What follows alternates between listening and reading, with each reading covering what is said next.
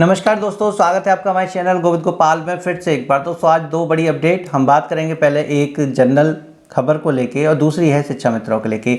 General बात तो यह है कि आज की शाम की जो सबसे बड़ी अपडेट है वो यही कि श्री धर्मेंद्र प्रधान जी ने इस्तीफा दे दिया है। जी हाँ, भारत के केंद्रीय शिक्षा मंत्री ने आखिरकार अपना इस्तीफा दे दिया। सीजेपी पार्टी के दिल्ली में जंतर मंतर पर चल रहे इतने विशाल आंदोलन को देखकर अब वो भी झुक गए और उन्होंने आखिरकार अपना इस्तीफा दे दिया है। उन्होंने इस्तीफे में क्या क्या बातें कही हैं वो आप सभी सोशल मीडिया पर खैर पढ़ चुके होंगे, लेकिन जो सबसे बड़ी बात ये है कि क्या उनके इस्तीफा के बाद भी ये धरना ख़त्म हो जाएगा। संज्ञान में आ रहा है कि अभी भी उनकी दो मांगें और हैं। उन्होंने कहा है कि धर्मेंद्र प्रधान जी ने इस्तीफा तो दे दिया, लेकिन उसके बाद भी हमारी दो मांगें और हैं, और उन दो मांगों में से पहली मांग ये है कि नीट की परीक्षा के बाद जिन जिन छात्राओं ने आत्महत्या की या जान उनकी चली गई धरने के दौरान या उससे पहले, उन सभी परिवारों को आप 1-1 करोड़ रुपए का मुआवजा देंगे। जी हाँ, उनको 1 करोड़ रुपए का मुआवजा देने की बात उन्होंने कही है। और दूसरी मांग उन्होंने रखी है कि इस धरने के दौरान जो पुलिसकर्मियों ने जो ज़्यादा ही निर्दयता से उन्होंने कार्य किया है, उन पुलिसकर्मियों पर कार्रवाई की जाए। कुछ लोगों के नाम दिए हैं, लेकिन दूसरी मांग की तो हम नहीं कह सकते। लेकिन पहली मांग जो है, क्या वो मांग सरकार को मान ले।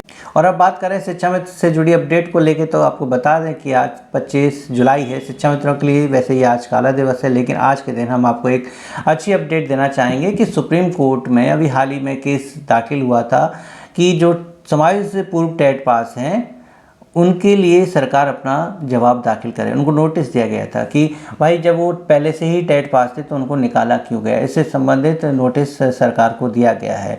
तो उसी केस के जो मुख्य याचिकाकर्ता हैं इंद्रपाल जी, उनका कहना है कि मेरे नाम से काफ़ी व्हाट्सएप ग्रुप बन गए हैं और याचिका खेल खेल सकते हैं, इसलिए उन्होंने हर ज़िले से 2 व्यक्तियों के नाम और फ़ोन नंबर दिए हैं ताकि वो अपने कागज़ उनको दे सकें। अब ये सब क्यों किया जा रहा है? ये डाटा कलेक्ट करने के लिए कहा जा रहा है कि आखिरकार समावेश से पूर्व कितने शिक्षा मित्र टेट पास थे। इसको लेके प्रत्येक ज़िले में 2 व्यक्ति उन्होंने निर्धारित करे हैं और हर ज़िले से 2 व्यक्ति हैं, तो 75 ज़िलों में ये 150 जो शिक्षा मित्र हैं उनका एक ग्रुप बनेगा और वो जो है अपने अपने ज़िले से ऐसे डिटेल लेंगे जिसमें देखिए आपका नाम होगा, पिता का नाम होगा और सहायक अध्यापक पद पर नियुक्ति होगी। फिलहाल ये भी है कि वर्तमान में आप कौन से विद्यालय में हैं और आपने टेट कब पास किया है।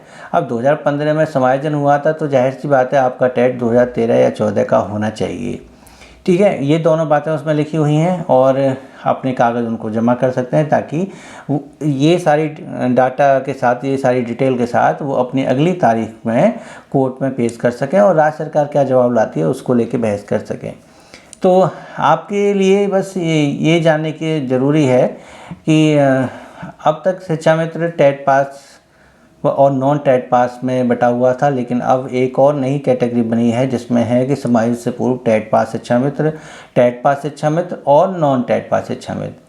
टेट पास शिक्षा मित्रों के लिए 4-5 केस अभी कोर्ट से निकल के गए हैं, जिसमें सचिव जी को प्रत्यावेदन देने वाली बात कही गई। अभी भी याचिका पढ़ रही हैं और याची बन रहे हैं, लेकिन ये जो केस है वो समाज से पूर्व टेट पास का है।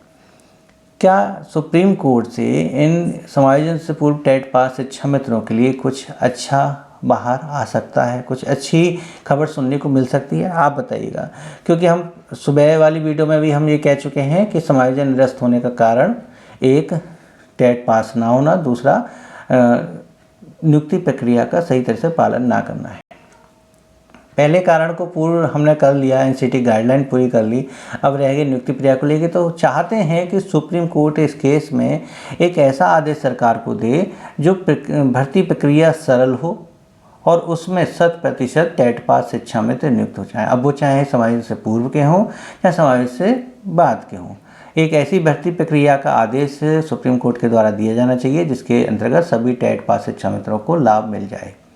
बाकी कहें कि समाज से पूर्व टेट पास शिक्षा मित्रों के लिए कुछ विशेष होगा, तो ऐसा कोई चमत्कार देखने को शायद नहीं मिलेगा जो हम कहें कि उस समय से कोई बहाल हो पाएगा या उस समय से कोई इस सेवा में रह पाएगा। तो हम ज़्यादा से ज़्यादा आपके विचार जानना चाहेंगे कि इनमें से सही बिंदु कौन सा है। और आपको एक बात और बता दें कि स्क्रीन पर अब व्यक्ति और उसका फ़ोन नंबर दिखाना यूट्यूब की गाइडलाइन के अगेंस्ट हो गया है। वो वीडियो डिलीट कर दी जाती है, हटा दी जाती है यूट्यूब से। तो मैं अगर स्क्रीन पर अगर आपको ज़िले के व्यक्तियों के, शिक्षा मित्रों के नाम स्क्रीन पर दिखाऊंगा तो शायद ये वीडियो डिलीट हो जाएगी। इसलिए आपके ज़िले में कौन वो व्यक्ति हैं जो इन कागज़ को जमा कर रहे हैं, उसके लिए आप या तो मेरी वेबसाइट www.govidgopal.com पर जाकर देख सकते हैं, या फिर फेसबुक पेज गोविंद गोपाल पर भी जाकर आप इनको देख सकते हैं। मैं वहाँ पर इनके स्क्रीनशॉट अपलोड कर दूँगा, वहाँ पेस्ट कर दूँगा, तो वहाँ आप अपने ज़िले के देख सकते हैं। तो फेसबुक पेज पर आप जाइएगा तो स्क्रीनशॉट मिल जाएंगे, वेबसाइट पे जाएंगे तो आपको पीडीएफ मिल जाएगी। फिलहाल अगर आप फेसबुक पेज पर जाते हैं तो पेज को फॉलो ज़रूर कर लीजिएगा। और आज की अपडेट में बस इतना ही। उम्मीद है आपको अच्छी लगे तो प्लीज़ वीडियो को लाइक कीजिएगा, शेयर कीजिएगा। चैनल पर नए हो तो चैनल को सब्सक्राइब कर लीजिए। मिलेंगे आपसे अगले वीडियो में, तब तक के लिए नमस्कार, जय हिंद।